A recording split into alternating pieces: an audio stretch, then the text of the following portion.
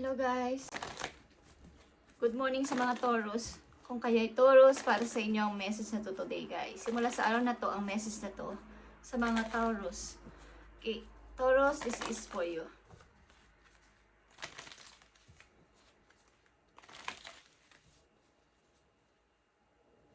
Okay. Ibigay mo ang tamang message sa mga Taurus. Ngayong araw na to, simula sa araw na to kung kailan nila to mapanood. Kailan nila to mapanood o kailan nila to makita para sa inyo ang message na to. Taurus.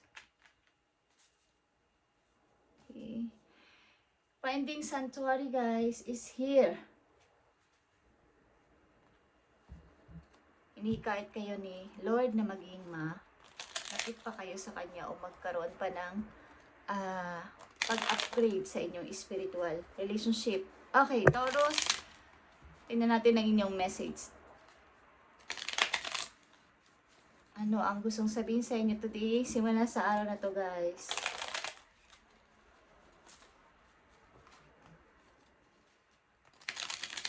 I need 4 messages sa mga Taurus.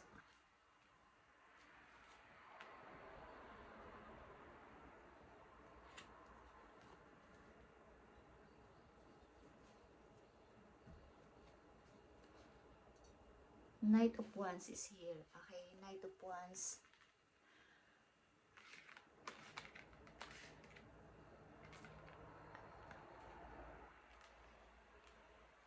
Okay. Unang message sa'yo, Taurus, is here. Great adventure. Take a risk, venture forward. Huwag mag-take kayo ng parang hindi nyo naman sigurado ang pupuntahan nyo o gusto nyong gawin, but parang mag-try. Okay, subukan.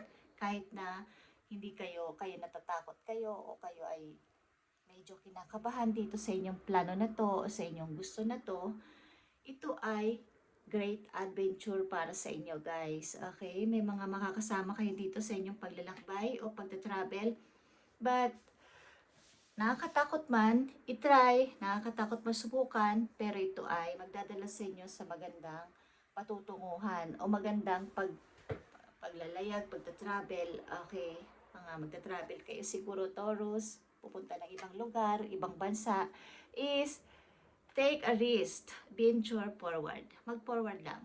Okay, mag-forward lang. Huwag mag-alinlangan. At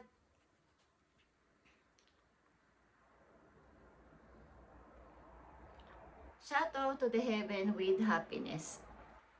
Parang meron kayong ikakagalak dito, guys. At mapapasigaw kayo, parang thank you Lord kayo sa inyong mga nangyayari sa buhay ninyo. Okay?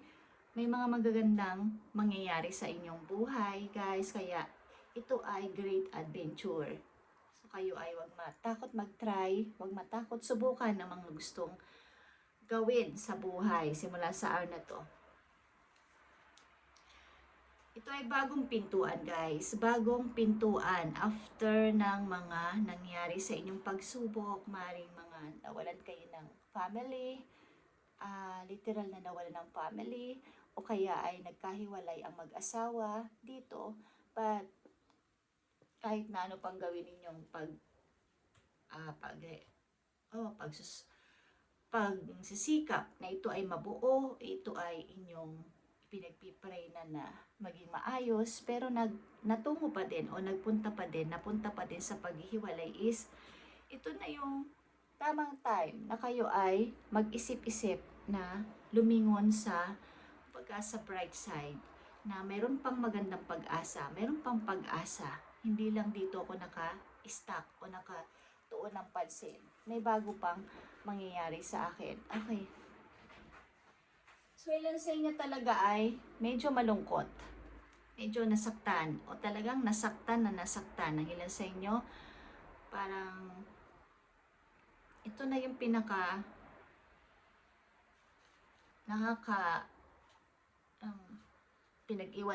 naiwan ako o iniwan ako ng mga taong mahal ko.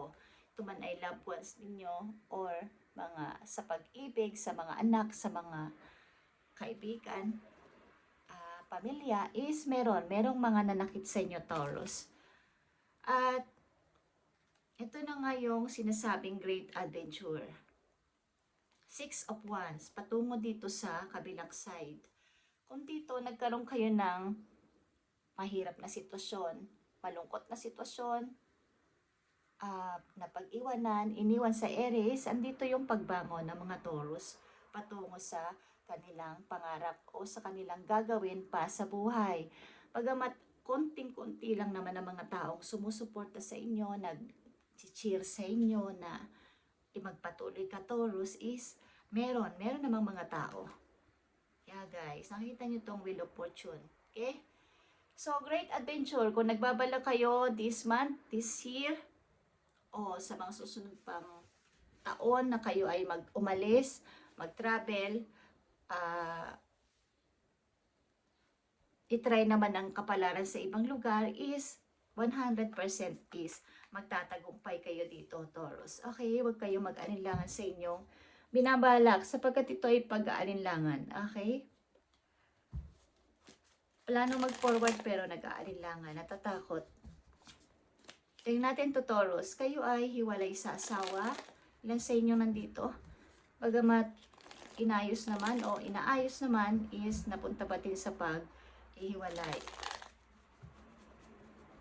So, andito yung pagbangon at pagtingin sa mga opportunity na maaari pang dumating sa inyong buhay. Maaari pa niyong gawin, hindi lang sa isang trabaho, hindi lang sa isang pinaglilibangan o hindi lang sa isang profesyon. Meron pa kayo mga naiisip na gawin at tinutulungan o tutulungan kayo dito ng inyong mga guides galing sa heaven. Kaya nga dito ang finding sanctuary, guys, is opening to your spiritual source. Mas patatagin o mas palaguin niyo pa ang inyong pananampalataya kay God at mas maraming pang blessing ang paparating sa inyo. Okay, tingnan natin to, guys. Andito ang Judgment, andito ang Three of Swords, andito ang Six of Wands, at nandito ang Wheel of Fortune. Okay? Okay, Taurus, Seven of Pentacles is here. Makakaipon at makakaipon na kayo ng money dito. At kapag nangyari ang bagay na to, guys, pilitin ninyong palaguin at itabi, itago. Okay? Pilitin nyong wag masayang ang inyong pinagpaguran para sa future. Kung kayo may pinaghahandaan sa future, para sa inyong sarili, para sa inyong pamilya, para sa inyong future na family, is maghanda, guys. Huwag masyadong ipakita na kayo ay may ipon, palaguin, pakunti-kunti, at ilihim. Okay? At nandito din ang Knight of Pentacles. Nakikita nyo to, guys. Kahit saan kayo pumunta, lapitin kayo ng swerte o ng mga trabaho. Okay? Tingnan natin to, Taurus. Two of Cups is here. Andito yung dalawang pag-ibig ng dalawang taong may malalim na connection sa isa't isa. Hindi man kayo siguro magkasama o malayo kayo sa isa't isa. Andito yung deep connection. Okay? Mirroring each other ito, guys. Two of Cups ito. Soulmate ito, guys. Okay? Soulmate. Ito na masasabi. At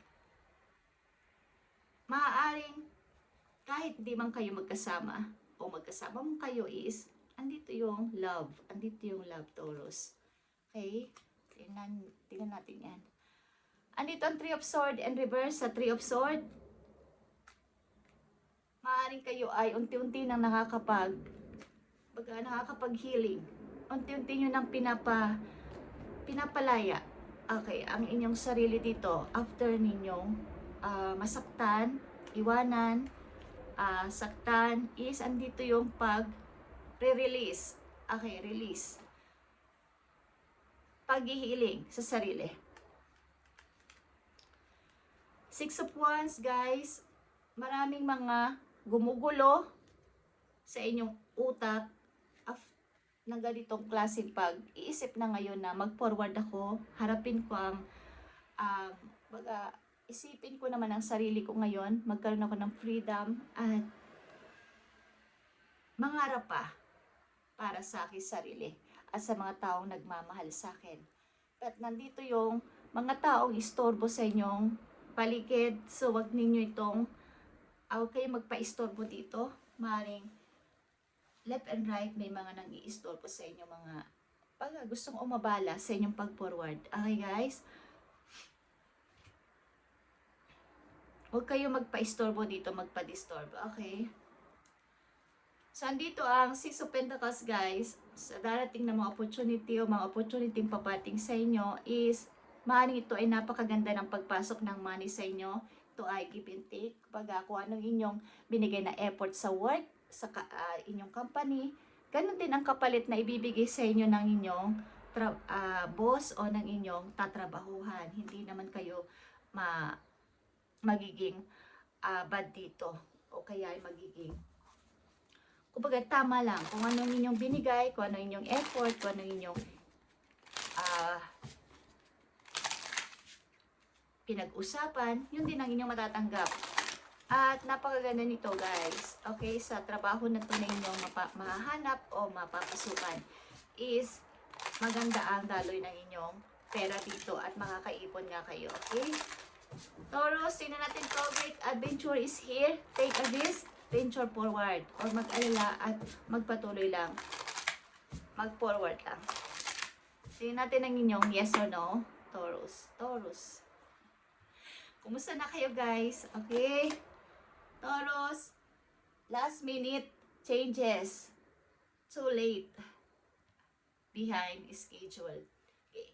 May mga schedule kayong bawa, huwag kayong magpa-late. Okay, huwag kayong kung may mga pag-uusapan kayo, makikipag-usap kayo sa tao, ito ay last minute changes sa inyong buhay. Itong opportunity na to na darating sa inyong buhay, sa inyong o-operan kayo o may kakausapin kayong tao, may ididil kayong tao is last minute changes na mangyayari sa inyong buhay.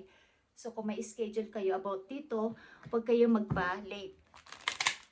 Dito nakasalalay ang pag-angat ng inyong buhay sa may kinalaman sa oras, guys. Okay? Maaring ang inyong mga kausap tao o ang schedule na to ay mahalagang mahalaga. So, huwag kayong magpa-late dito. Okay, last minute changes ito, guys. Don't late. Huwag kayong magpa-late. Taurus, message po yun.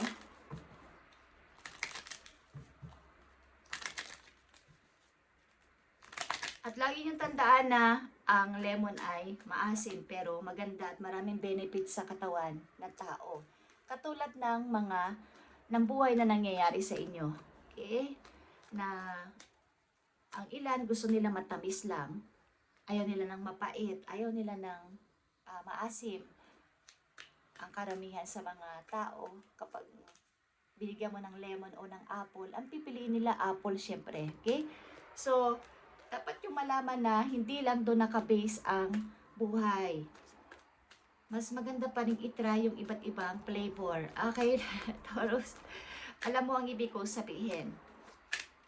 Mas exciting mas nakaka-excite ang pagharap sa hamon ng buhay na may iba't ibang flavor, hindi yung isa lang.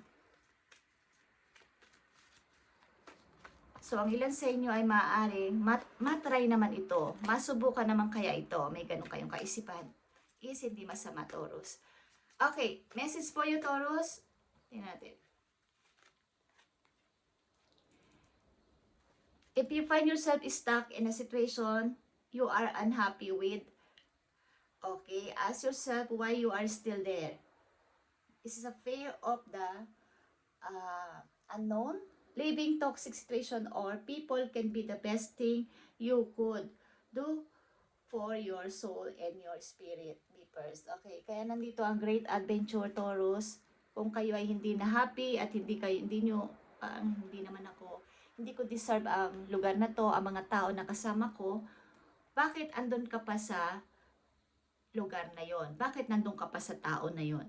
So kayo may konting takot. Kaya nandito ang take a risk, venture forward, guys. Okay? Kung nakikita nyo na stuck na kayo sa lugar na parang nadidrain na ang inyong sarili, ang inyong puso, ang inyong isip, hindi nyo pa gawin agad ang nararapat na pag-alis o pag-exit dito. Okay? So, kaya nyo nga nakikita o naririnig ang message na to, pinaparating sa inyo na kayo ay mayroon pang napakagandang pag-asang mangyayari sa inyo. Okay? Para kasi, katulad sinabi ko sa una, unknown man o natatakot kayo sa inyong pupuntahan o itatry na bagay, ay wag nyo, kumbaga wag na hindi nyo itatry ito sapagkat nasa huli ang pagsisisi ko, hindi nyo itatry ang isang bagay, mas maganda yung nag-try kesa hindi. Okay.